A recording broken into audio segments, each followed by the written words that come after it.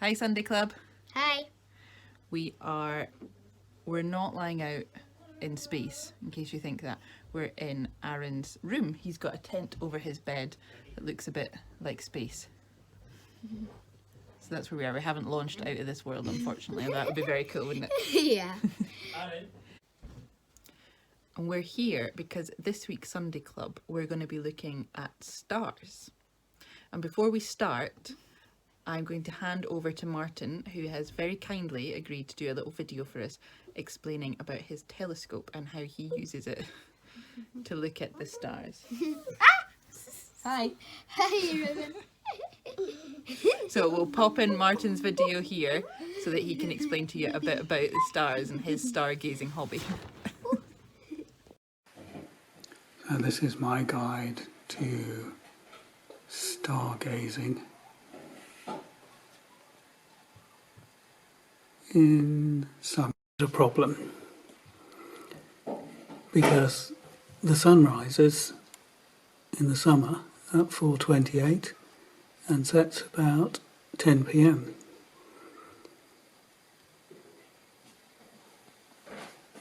which means that there's very little actual darkness, and the only star we'll see is the sun. This shows the moon rises just after midnight, and it's setting at 10:30, by which time it's been light for a very long time, so we won't see much of the moon, even though it's large. So let's have a look at why that is. So we have Aberdeen on the globe marked with this lump of blue summer, with the Earth inclined towards the sun. So during the day, Aberdeen has a lot more sunlight than night. So if we look at that from above, sun rises in the east and sets in the west, so this is the way the world is rotating. So the day is very long and the night is quite short. And in fact, if you want to see the stars, the night is actually even shorter, because after sunset and before sunrise, the sky is too light to see. Winter, where the northern hemisphere is turned away from the sun. And if we see Aberdeen here, the day, as we know, is relatively short.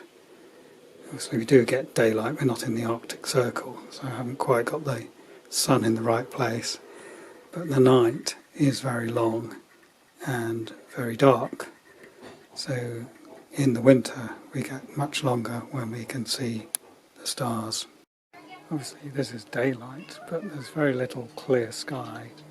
If this was night, there would only be a small amount of the star field we'll be able to see through the gaps through our own eyes, and we can see an awful lot. But to see a bit closer, then often binoculars like these are good. These give an 8 times magnification, and they've got a reasonably large lens. To get more magnification, we can use bigger binoculars. So these are 15 times, so about twice the magnification of the smaller binoculars. And they also have much bigger lenses. But because of that, they're big and heavy with a higher magnification, hard to keep steady. So you really need to have them on a tripod. So this is the magnification we can get through the larger binoculars. And one way of seeing that is by putting the phone in a holder and looking through the lens of the binoculars. And we can use this to take pictures of bright objects in the night sky. Greater magnification still, then we can use a telescope, is much more powerful, and because of that it needs a big lens. In fact, the main lens is at the back and is a mirror. It then reflects off the back mirror onto this front mirror and then down into here, goes through a 90-degree angle and comes to the eyepiece here. Again, putting the phone on the eyepiece, we can see the image. It's not focusing very well, and you'll see that it's upside down, but that isn't a problem for viewing the night sky. In fact, most telescopes present the image inverted. This is oscillating a bit for two reasons. One, it's going through glass, through a window. You'd normally use this outside to avoid the distortion of the glass, but also it's quite a warm day, so there's heat haze affecting the view through to the trees. Our view of the transmission mast upside down, so turn it the right way up for you.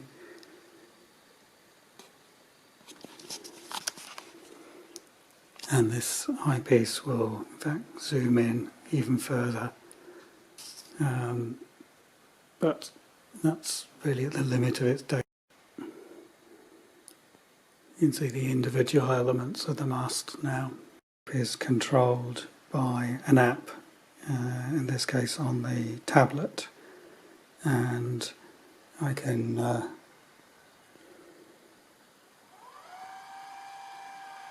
control the telescope using these controls on here to pan it and tilt it. The app is even cleverer than that, because if I align this scope with 3 different stars, it knows from the GPS coordinates where we are on the Earth. It knows the time precisely, and then it knows which direction it's facing once it's been aligned. I can then select something I'd like to see, and the scope will go straight and make suggestions of what are the best objects I can view and take me to. But there are similar free apps you can get on the phone, and this one's called Sky Map.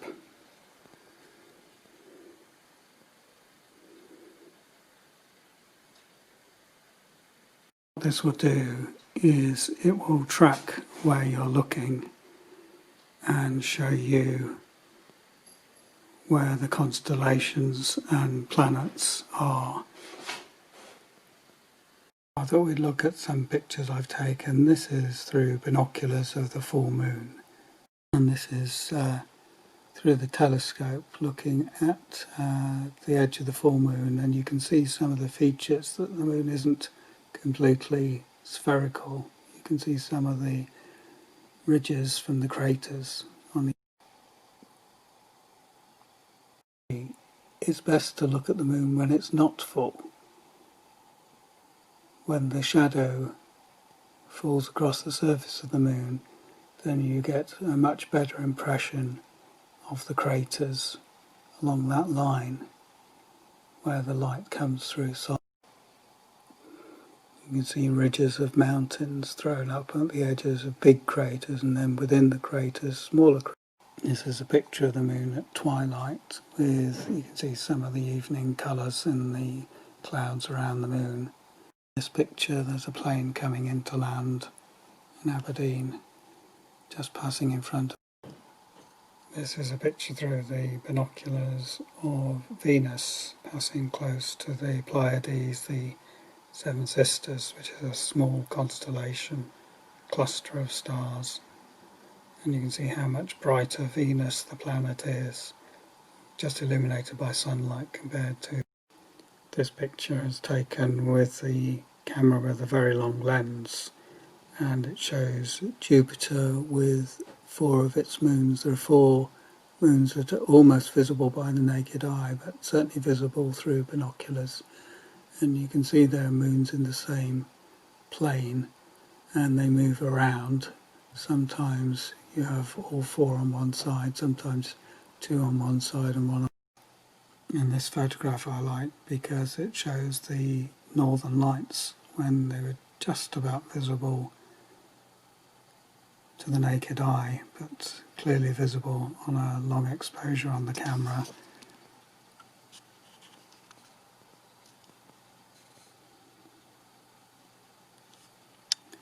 And this is from the roof of the house over Mill Timber one autumn a few years.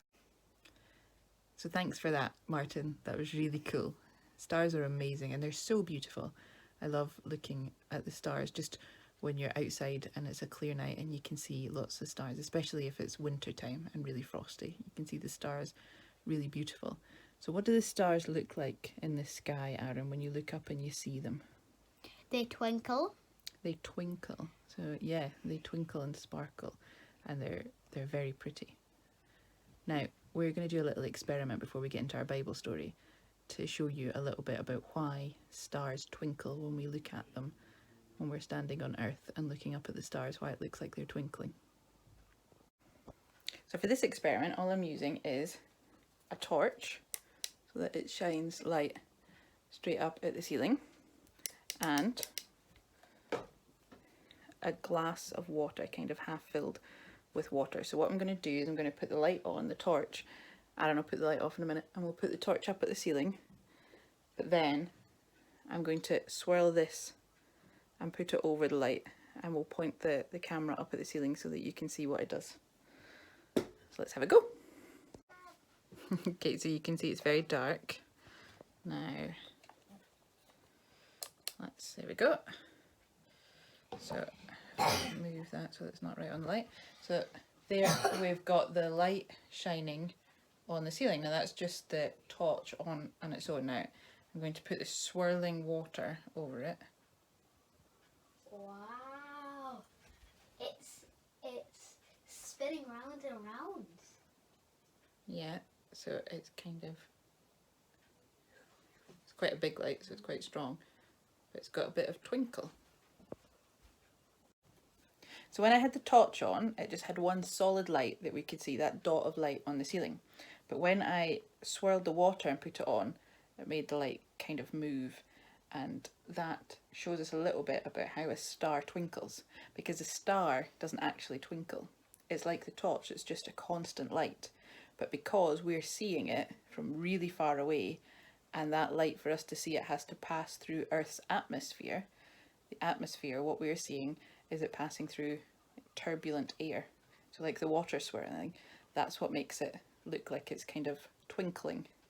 It's not because the star actually twinkles. So if you were looking at a star from space, it would just be a solid light. But from Earth, often we can see that it looks like it's twinkling because it's passing through some turbulent air.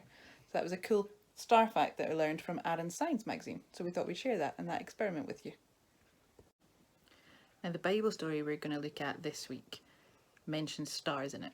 So we will read it now, and we're going to read it from the Jesus Storybook Bible. It's from the first book of the Bible, which is Genesis, and it's a story of someone you probably know the name of or have heard about in Sunday Club before, a man called Abraham. So let's read his story. Abraham, God said, "How many stars are there?" God was about to tell his friend a wonderful secret. "Let me see," Abraham said, rolling up his sleeves. "But have you ever tried counting stars? Then you know how hard it is. 993, 994, 997. Oh, no, wait. 1, 2. Of course, he kept losing count. "Too many," he said. "Guess what?" God laughed. "I will give you so many children and grandchildren and great-grandchildren, you won't be able to count them either." Abraham couldn't help giggling at such a wonderful idea, but he stopped himself.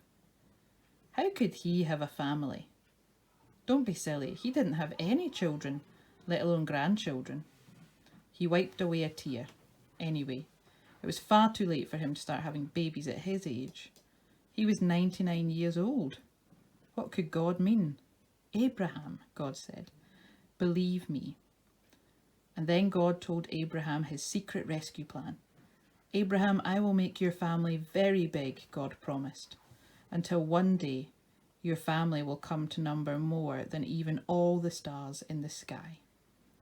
Abraham looked up at the dark night sky, thick with stars. You will be my special family, my people, and through you, everyone on earth will be blessed. It was an incredible promise. God was going to rescue the world through Abraham's family. One of his great-great-great-grandchildren would be the child, the promised one, the rescuer.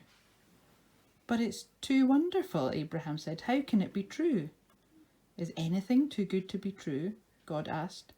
Is anything too wonderful for me? So Abraham trusted what God said more than what his eyes could see, and he believed. Now, when Abraham's wife, Sarah, heard God's promise, she just laughed to herself, but it wasn't a happy laugh. It had tears in it. She'd always wanted a baby. Could her dream come true? Could she really have a baby when she was 90 years old? No, of course not. Don't be silly. It was far too late. Sarah didn't believe God could do what he promised. She had forgotten that when God says something, it's as good as done. Of course, it was easy for God to give her a baby son, it was as easy for God to give her a baby son as it was for him to make all the stars in the sky. So we heard God's promise to Abraham there in the story, which is quite a big promise, having a child at his age when they were past the age of having children. But not just a child, more than the stars, more than you could count. What a huge promise. But Abraham trusted God. He knew that if God says something, it's as good as done, because God keeps his promises. And we're here in our kitchen now because we're going to do a little bit of an experiment to show how much we can trust and rely on God's promises. So we are going to use some milk for this, and we're going to do a bit of an experiment, so hopefully that works to illustrate how solid and firm God's promises are. So here we've got a pan, and if I start pouring in some milk, now the milk's going to represent promises. So maybe some promises that God has said, like the promises to Abraham, the promises he gives us of eternal life or life to the full. And then you get other promises in your life. Maybe a friend promises you something, they won't do something without you. Maybe they promise that they'll share with you. Maybe you get promises from your parents, from your teachers. So all the different promises from people and from God. We've got all our milk representing the promises. So now I'm just going to heat it up a little bit. So it's going to get a bit tough in there. So all those promises are going to be under some heat, some strain. We'll heat that up for a little bit. Okay, so we've now got our hot milk. So I'm going to pour it into this bowl. And I am going to add a few tablespoons of vinegar to add even more pressure to our milk and see what it does to it. So we have added some vinegar, and if I start to stir this, it's separating. So some of the milk has gone solid and some of it's liquid. So if I get a sieve and I pour it into that, we'll see what's there of our milk. Okay, so if we pour this in,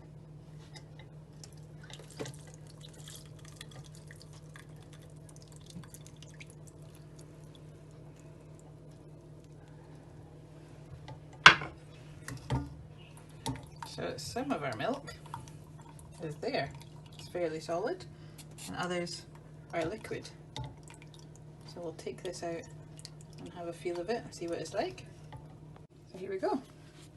This is our solid. Feel that? Try to squeeze as much liquid out of it. And that is the liquid. So that is, in science terms, what we've done is we've separated the milk into curds and whey. And God's promises, so some promises you get, with that milk there we put it through some things that were pretty tough for it. So we heated it up and we put in some vinegar. And some of it was solid and firm, goes into this type, and some of it stays liquid. Now with promises you get different types. Some kind of stand, some fall away. Maybe it's too tough so people don't stick to them, or maybe some weren't intended to be stuck to in the first place, but with God's, they are always solid. So God's is always firm. His promises don't wither away.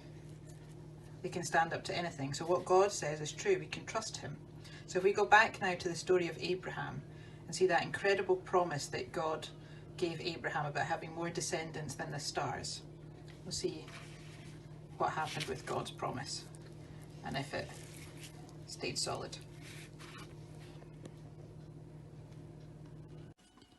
So if we go over the page and find out how that amazing promise to Abraham worked out. Sure enough, 9 months later, just as God had promised, Sarah gave birth to a baby boy. They named him Isaac, which means son of laughter. And Sarah laughed, but this time it was a glorious, happy laugh. Her dream had come true. God would do as he promised. He would always look after Abraham's family, his special people. And one day God would send another baby, a baby promised to a girl who didn't even have a husband. But this baby would bring laughter to the whole world. This baby would be everyone's dream come true. So God's promise came true just like he said it would to Abraham. God's promise we can trust. They stand firm. They're solid. And what God says in his word is always true. All his promises about the one to come, like we just read there, all the things he said that the Saviour, the promised Messiah would be like, came true with Jesus. And we know that we can trust everything God says because God's promises are true. And so Abraham did have descendants that outnumbered the stars. And we're some of them. So Abraham believed in God and his promises. And so he was saved through faith, just like we are, by faith in Jesus. So by being believers, we are descendants of Abraham in faith. And we are children of God. So when we look at the stars, we know that what God says is true, even if it seems just so wonderful and almost impossible, that we can trust God's promises and his word. And we know that all those stars, we're one of God's children through faith, like Abraham, through the promised one that he said at the end there was to come, another baby born in different but still impossible circumstances. But that baby was the promised one, the Saviour of the world that would bring us back to God and make us children of God. So that's how amazing God's promises are. And when you look at the stars, you can remember those wonderful things about God and what that means for you. So we've made a few star crafts that we're going to show you. First one is this picture. So if you can see it, it says, "Trust in the Lord with all your heart." And that's in Proverbs 3 verse 5. And we've splattered it to make it look like stars. So we wrote the verse out and then cut it out. You need a parent to help you with this. And then we put it on top and we flicked some silver paint on top of our black paper so that those words came through and looked like the stars. So we can remember to trust God with that Bible verse.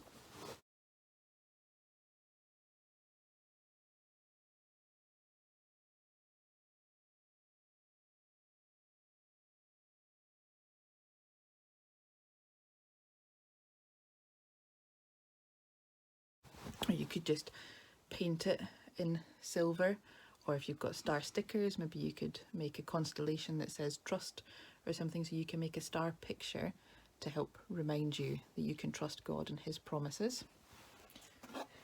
We also made this. So we got an old smoothie box, didn't we? And we painted it black, and then we popped some holes in it, and we got some silver so that even when it's not on, it still looks, oh, it's the bottom. It still looks like the stars. And we've, on one side, put a message in the holes that are going to look like the stars. The others are just dots so that they're the stars. So we will pop a light in it to show you what happens when we open it up and put a torch in there and turn it on. We'll show you what it looks like. There we go, we've got our light in. As you can see, the light comes out of all the holes like stars. and you probably can't see from the video, but it makes quite a cool pattern on the wall as well. And our message in the front says trust God. So when we put our light in, it lights up the stars and reminds us that we can trust God's promises. That's our virtual Sunday Club for this week, all about stars. And I did realise as I was starting to put it together, Donna, you have lived in Scotland for 31 years. How did you not realise that no one's going to be able to go out and look at the stars just now?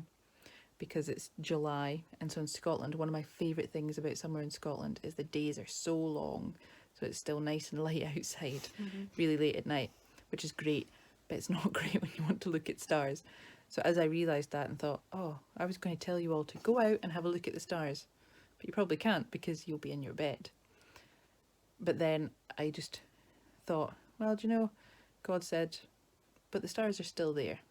So even though we can't see them, we can't see the stars at the daytime, we can't see the stars if it's cloudy, and we can't see the stars if there's too much light pollution. But they're still there, even if we can't see them.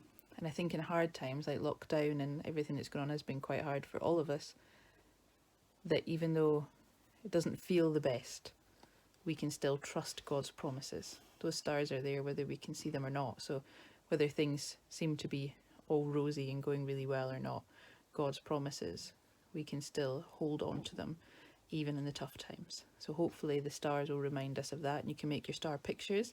You could look up online and have a look at some of the cool images of stars that some like the telescopes and things have managed to capture. I might see if I can find some links and forward them on to your parents on the WhatsApp group.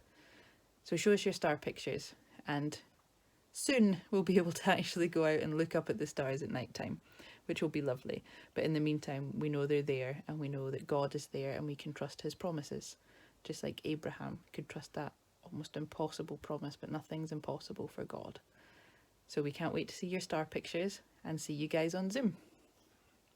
See you next time. Bye. Bye.